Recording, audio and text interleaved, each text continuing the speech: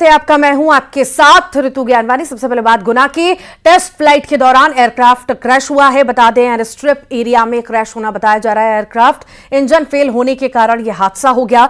Aircraft का आगे का हिस्सा पूरी तरह से क्षतिग्रस्त हुआ है। दोनों पायलट घायल बताए जा रहे हैं। फिलहाल पायलट को अस्पताल में भर्ती करा दिया गया है।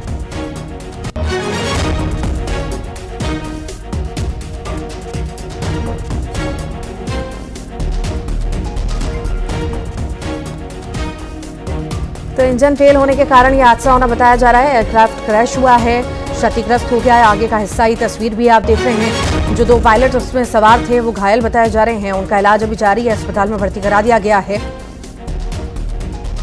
तो टेस्टिंग के दौरान यह हादसा हुआ। टेस्ट फ्लाइट के दौरान एयरक्राफ्ट क्रैश हो गया, जिसमें आगे का हिस्सा एयरक्राफ्ट का पूरी तरह से क्षतिग्रस्त हुआ।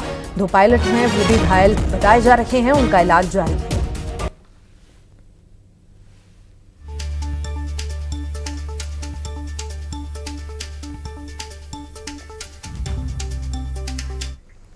भोपाल में स्वच्छ भारत मिशन को पलीता लग रहा है। जी हां, वार्ड 34 में सुलभ शौचालय पर भूमाफियाओं ने कब्जा कर लिया है और उसमें मवेशी बांध दिए हैं।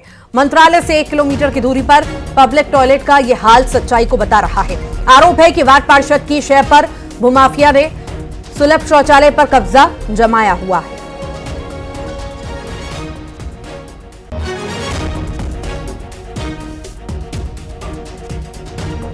तो सुलभ शौचालय का निर्माण लोगों की जरूरत को देखते हुए किया गया हर जगह पर, कि बाहर भी गंदगी ना हो और लोगों के लिए इमरजेंसी हो तो वो शौचालय का इस्तेमाल कर सकें। पर इसी बीच ये तस्वीर हैरान करती है।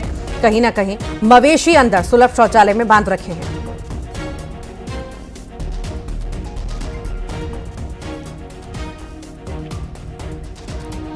मध्य प्रदेश में बाघों की मौत मामले में शिकार की आशंका जताई जा रही है। बांधवगढ़ में बाघों की मौत के बाद वन विभाग अलर्ट पर है। बांधवगढ़ पार्क में पिछले 3 साल में 34 और सामान्य वन मंडल में 9 बाघ की मौत की जांच होगी। मौत के पीछे विदेशी फंडिंग की अब पुलिस से जांच कराई जाएगी। जांच में बांधवगढ़ में विदेशी फंडिंग और ट्रांजैक्शन की बातें सामने आई हैं। टाइगर रिजर्व के फील्ड डायरेक्टर पीके वर्मा पुलिस अधीक्षक को पत्र लिखेंगे। विदेशी फंडिंग का पता लगाने के लिए अब पुलिस को पत्र लिखा जाएगा। प्रबंधन अपने अधिकारियों और कर्मचारियों के अकाउंट को भी पुलिस जांच में शामिल करने की मांग करेगा। जांच में सामने आया है कि बाघों की मौत मामले को बांधवगढ़ प्रबंधन ने आपसी संघर्ष बताकर मामले को रफा दफा किया। वन मुख्यालय की बाघों की मौत के मामले में रिपोर्ट सामने आने के बाद प्रबंधन के सारे दावों की पोल खुल गई है।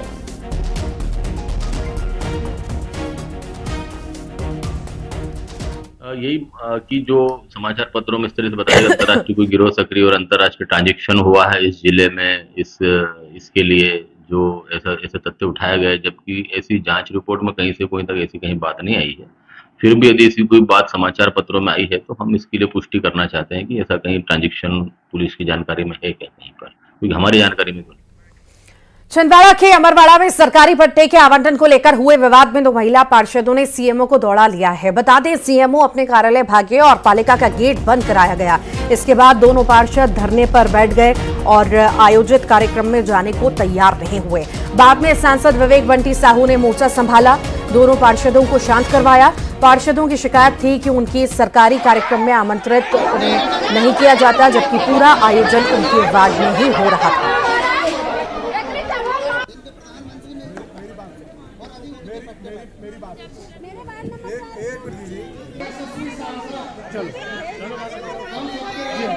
नगर पालिका की चलो भैया जाओ।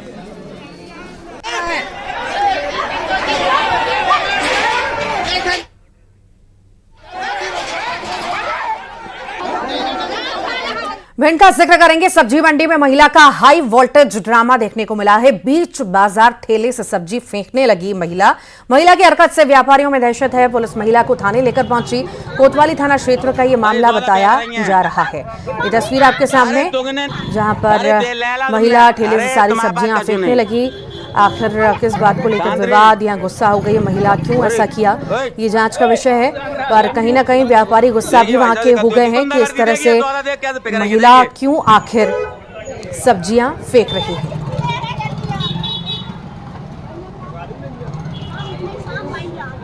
भाई सौदा फेंक रही हैं। अरे तुमने अरे दे लेला तुमने अरे उज्जैन के विश्व प्रसिद्ध महाकालेश्वर मंदिर में सावन के दौरान श्रद्धालुओं को गर्भगृह में प्रवेश वर्जित होता है, लेकिन उसके बाद भी उज्जैन उत्तर के विधायक अनिल जैन अपने जन्मदिन के दिन गर्भगृह में पहुंच गए। इतना ही नहीं, उनके साथ कई कार्यकर्ता भी थे जो नियमों को तोड़ते हुए पूजा पाठ और अभिषेक करने लगे। मामले की जानकारी के बाद महाकाल मंदिर समिति ने प्रशासक से ने कहा है कि उन्हें कोई परमिशन नहीं दी गई थी। अब सवाल यह है कि जब परमिशन नहीं दी थी तो वो मंदिर के गर्भगृह में कैसे चले गए।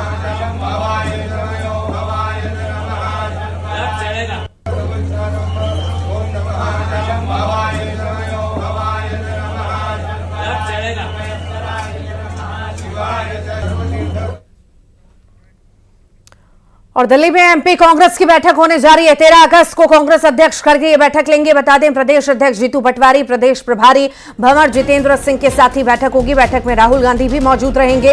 हाईकमान लेगा बैठक के एमपी कांग्रेस के कामकाज का फीडबैक लिया जाएगा। जीतू पटवारी और भंवर जितेंद्र सिंह कामकाज की रिपोर्ट देंगे। बैठक के कारण उज्जैन में प्रदर्शन का कार्यक्रम टाल दिया गया है। 13 की जगह 14 अगस्त को उज्जैन में कांग्रेस का प्रदर्शन होगा।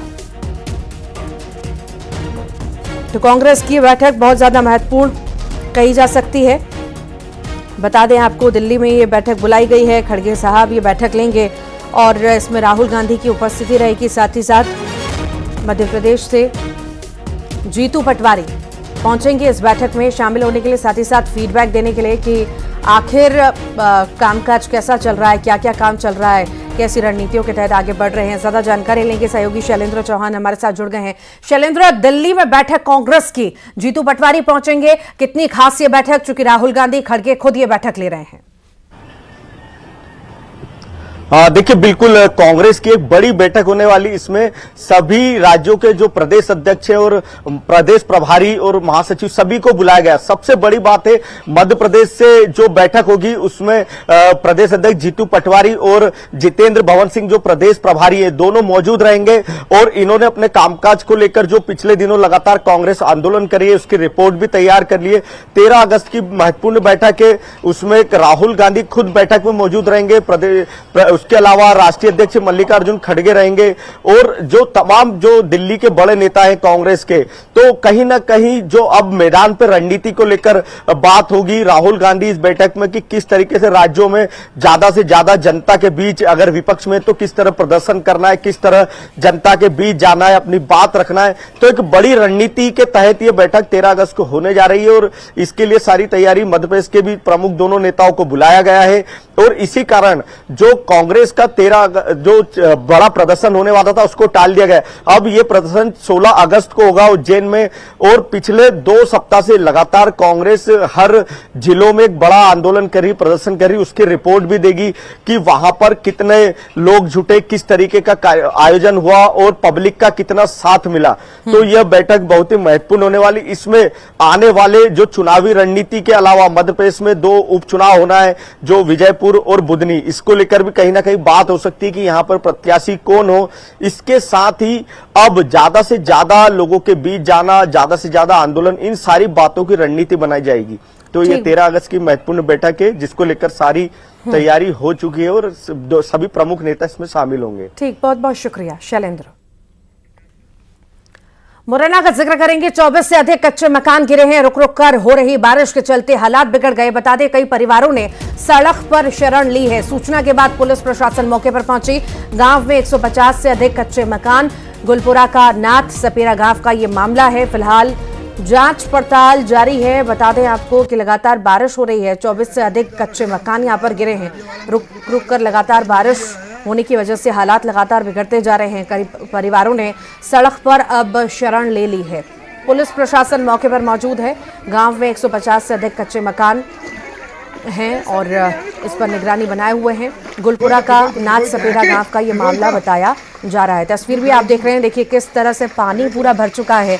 लोग परेशान हो रहे हैं, ग्रामीण क्षेत्र में जो ये लोग रहते हैं, और कहीं ना कहीं इसी पानी में, गंदे पानी में रहने को मजबूर भी हैं और कई सारे लोगों ने रोड पर भी शरण ले ली है। आपको? आज रात में मकान गिर गए, पूरा नुकसान हो गया, हमारा आवास हमको मिली नहीं है। बच्चों के कपड़े भी नहीं, बच्चों को खाने को भी कहाँ तो व्यवस्था करे सब। हम तो अब तो घर से बेघर रह गए, बच्चों को बैठने को जगह नहीं, खाना खाने को हमको रोटी को भी कुछ नहीं है, सारा सामान उसी में दब चुका है। हमको कोई सरकार व्यवस्था ही नहीं देती है। आपका मकान गिरा है गुड्डी? अब हमारा मकान रेसा डला है, पूरे कच्चा मकान है, पूरी टीना इन्हें फूट गई, पूरे घर घिसती, पूरा सामान ही दब गया। हमारे बच्चे हमने खींच के निकाले हैं। अच्छा अच्छा। हाँ। तो अब खाना पीना के लिए कुछ भी नहीं है, हम तो ऐसे खड़े हैं, पानी में ऐसे ही खड़े हैं, हमारे पास कोई सरपंच व्यवस्था सचिव जनपद से कोई मदद मिली है? अभी तो हमारे लिए कोई मदद नहीं मिली है। ये क्या है, निकास था पानी का, यहाँ कर ये समझ लो का पूरा पानी निकल जाता है। ये समझ लो जो जमीन थी, ये समझ लो उनकी क्या गए, तो सुना हमने कहा उनसे कि ये समझ लो की जमीन थी? अन्नू सेठ की। हाँ। ये जमीन तो हमारे बड़े बूढ़ों ने बेची थी। हाँ। जो मतलब क्या हमने कहा मिल जो निकास है पानी का, तो यहाँ कर थोड़ा सा नाला छोड़ दो आप, जी समझ लो हमारा पानी निकल जाया करेगा। हाँ। बराबर नहीं रहेगा उसमें। हाँ। उनने क्या है, ये समझ लो नाला मुंद दिया था। अब देख लो स्थिति क्या हो रही है गुलपुरा की। कितने घर हैं तुम्हारे यहाँ गुलपुरा में? जहाँ बैठेंगे करीबन से करीबन ये सब लोग 100 से घर। खंडवा में लगातार बारिश के चलते नदी नाले उफान पर हैं और लोग लापरवाही में इन उफनते नालों को पार कर रहे हैं। 3 पुलिया अंडरपास के पास नाले का पानी तेज रफ्तार में बह रहा है, लेकिन इसके बावजूद लोग जान जोखिम में डालकर इनको पार कर रहे हैं। पहले भी इस नाले के उफान में बहकर लोग हादसे का शिकार हो चुके हैं।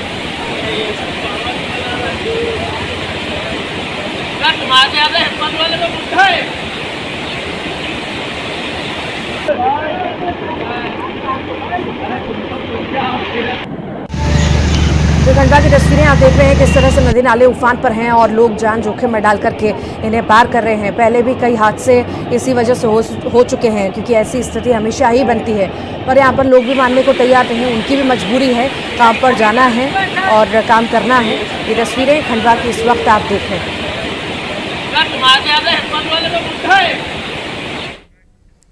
बैतूल में एक बाइक सवार शख्स बिना रेलिंग के रपटे को पार करते समय 15 फीट नीचे उफनते नाले में जा गिरा। मामला आठनेर का है, जहां पर रपटा पार करने के दौरान बाइक अनियंत्रित हुई और बाइक सवार के साथ सीधे नाले में जा गिरा। लोगों ने एक रस्सी बांधकर बाइक सवार को बाहर निकाला।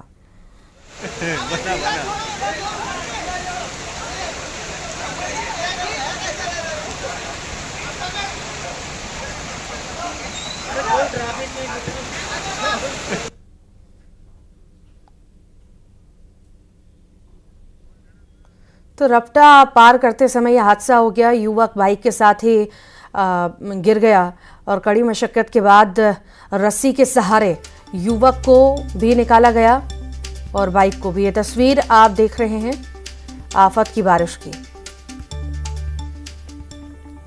भिंड में रुक रुक कर हो रही बारिश के चलते एक मकान की छत गिर गई। मामला लाहौर कस्बे का है, जहां एक मकान की छत गिरी। गनीमत ये रही कि उस वक्त छत के नीचे घर में कोई सदस्य नहीं था, वरना बहुत बड़ा हादसा हो सकता था।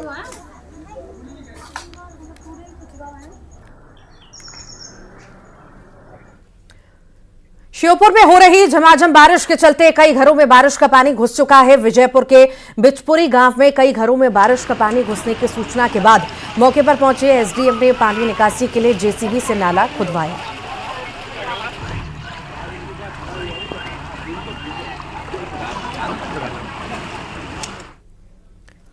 भिंड के प्रसिद्ध दंदरोआ धाम मंदिर के गर्भगृह में बारिश का पानी भर चुका है। डॉक्टर हनुमान के नाम से विख्यात दंदरोआ धाम के गर्भगृह में पंचायत के नाले का पानी भर गया है। बताया जा रहा है कि नाले से जल निकासी नहीं होने की वजह से गंदा पानी भरा है। गर्भगृह में पानी भरने से भक्तों को दर्शन करने में परेशानी हो रही है। मंदिर समिति ने कई बार यहां पर प्रशासन से नाला बनवाने की गुहार लगाई, लेकिन कार्रवाई यहां पर नहीं हुई।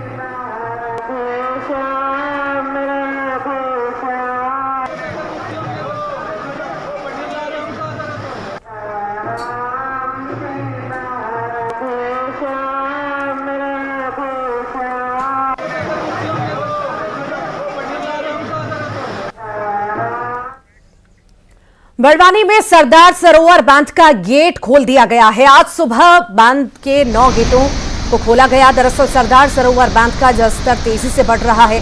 बांध का जलस्तर करीब 134.75 मीटर पर पहुंच चुका है।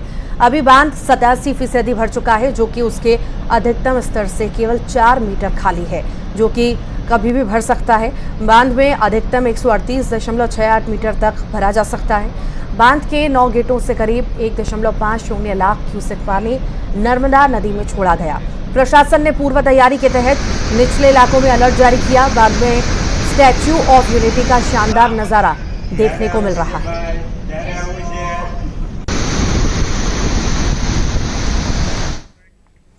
शिवपुरी में नगरपालिका ने पटेल नगर के मुख्य द्वार पर सालों से जर्जर भवन ढहा दिया है। नगरपालिका प्रशासन ने सागर की घटना से सबक लेते हुए भवन को ढहा दिया। इस भवन को लेकर क्षेत्रीय जनता पिछले कई सालों से जिला प्रशासन के साथ साथ नगरपालिका प्रशासन को भी शिकायत कर रहा था, लेकिन नगरपालिका ने ध्यान नहीं दिया। अब सरकारी आदेश के बाद नगरपालिका ने इसे ढहा दिया है।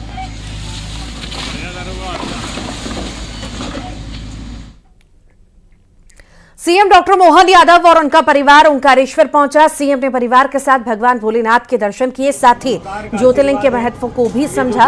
मंदिर प्रबंध समिति ने सीएम का सम्मान किया। सीएम के साथ उनकी पत्नी सीमा यादव और बेटे और बेटी के अलावा दामाद भी थे।